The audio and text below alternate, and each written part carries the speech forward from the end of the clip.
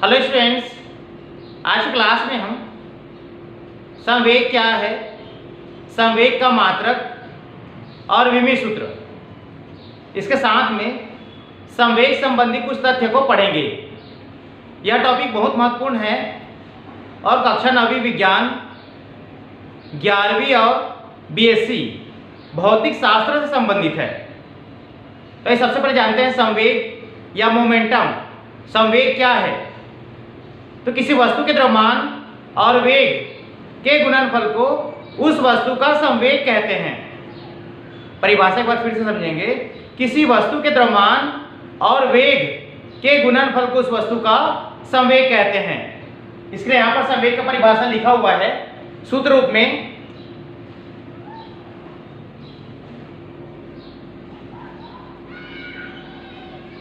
संवेग के बराबर होगा द्रव्यमान गुणा वेग, द्रव्यमान गुणा वेग। द्रव्यमान और वेग के गुणनफल को ही संवेग कहते हैं। नीचे से लेंगे,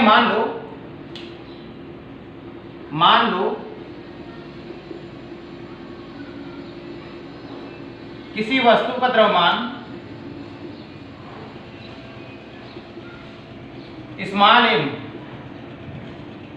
तथा वेग स्मॉल v है, तब उस वस्तु का संवेग, तो संवेग को हम p से दिखाते हैं। तो p के बराबर होगा m इंटू v। संवेग p के बराबर होगा, द्रव्यमान को m से दिखाएंगे और वेग को v से, तो p equal to m into v। सदिश रूप में लिखेंगे तब ये होगा vector p equal to m into vector में v।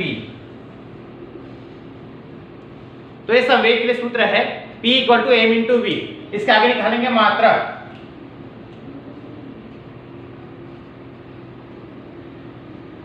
तो ऐसा एक पद्धति में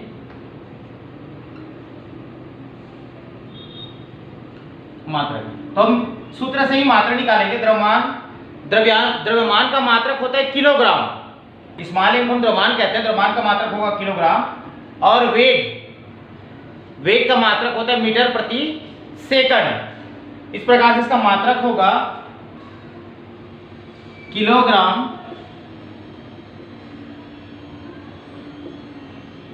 मीटर प्रति सेकंड। तो ये सारी पद्धति में संवेग का मात्रक होता है किलोग्राम मीटर प्रति सेकंड। इसके आगे देखेंगे विमीय सूत्र।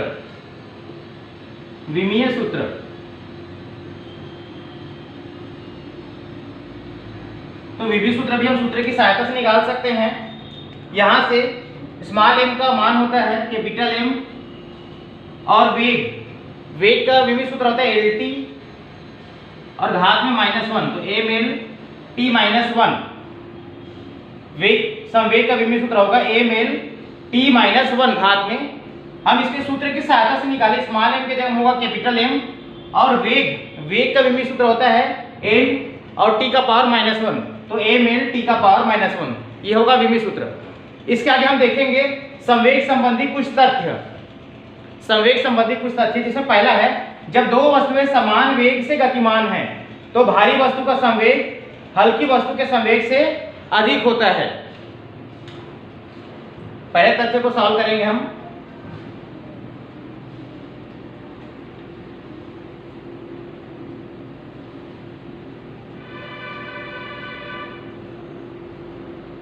पहले तथ्य में दोनों वस्तुओं के वेग समान हैं तो भारी वस्तु का संवेग हल्की वस्तु के संवेग से अधिक होगा।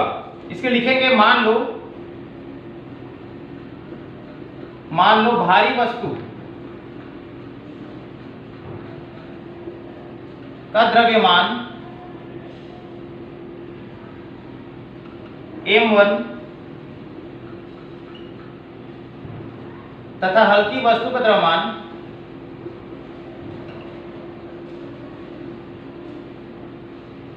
m2 है। साथ में आप देख पा रहे हैं दोनों वस्तु का वेग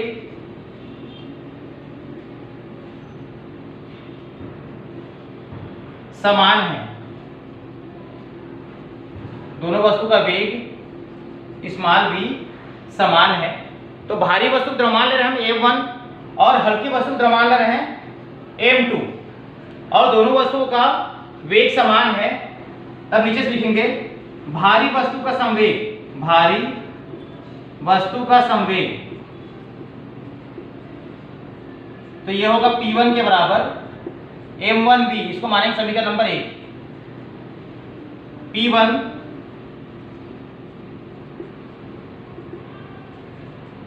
भारी वस्तु का संवेग है, भारी वस्तु का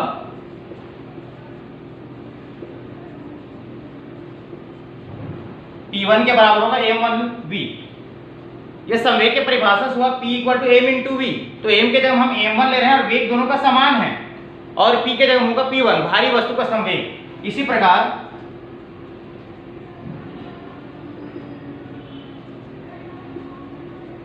हल्की वस्तु का संवेग, हल्की वस्तु का संवेग ये होगा P2, P2 के बराबर होगा m2v, जहां P2 हल्की वस्तु का संवेग है और m2 हल्की वस्तु का द्रव्यमान है, और वेग चूंकि दोनों जगह कॉमन है, समान वेग से गतिमान है, इसके आगे समीकरण 1 को समीकरण 2 से भाग देंगे।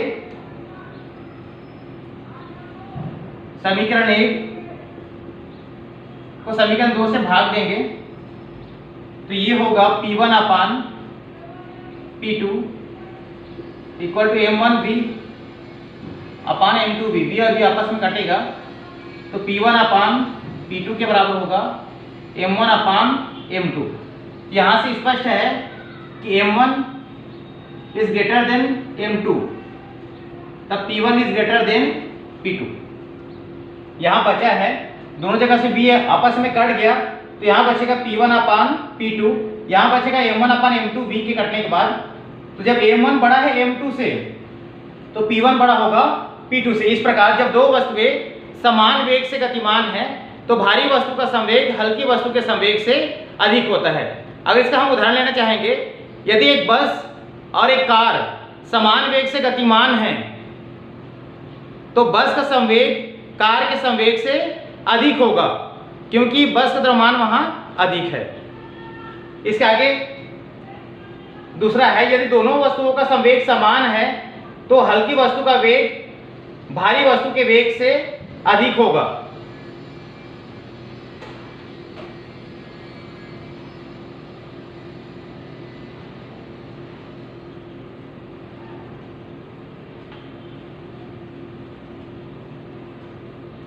इसके आगे दूसरा नंबर है, यदि दोनों वस्तुओं का संवेग समान है तो हल्की वस्तु का वेग भारी वस्तु के वेग से अधिक होगा। इसके लिए लेंगे, मान लो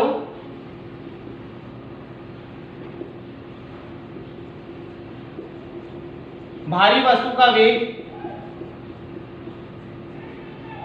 v1 तथा हल्की वस्तु का वेग v2 है, तब भारी वस्तु का संवेग, आप देख पा रहे हैं यहाँ पे, यदि दोनों वस्तुओं का संवेग समान है तो हल्की वस्तु का वेग भारी वस्तु के वेग से अधिक होता है। तो संवेग होगा यहाँ से P1 के बराबर होगा m1v1, P1 के बराबर m1v1। इसको फिर से मानेंगे समीकरण नंबर 1। इसी प्रकार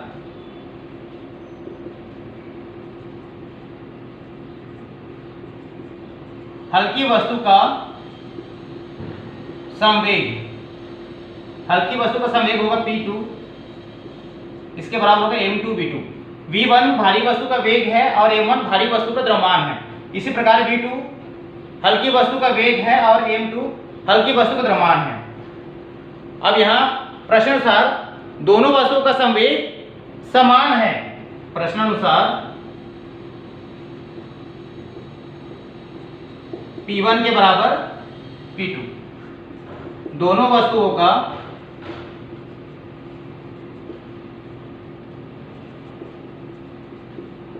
संवेग समान है, इस स्थिति में होगा m1 v1 equal to m2 v2। तो यहां से होगा m1 के नीचे m2, तो v2 के नीचे होगा v1। यहाँ m1 के नीचे m2 आ गया है भाग में, और v1 v2 के नीचे चला गया। इस स्थिति में m1 is greater than m2, m1 बड़ा है m2 से, तब v2 बड़ा होगा v1 से। इस प्रकार ये दोनों वस्तु का संवेग समान है, तो हल्की वस्तु का वेग v2 भारी वस्तु के वेग v1 से अधिक है। इस प्रकार से हम इसे आसानी से समझ सकते हैं। So thanks students.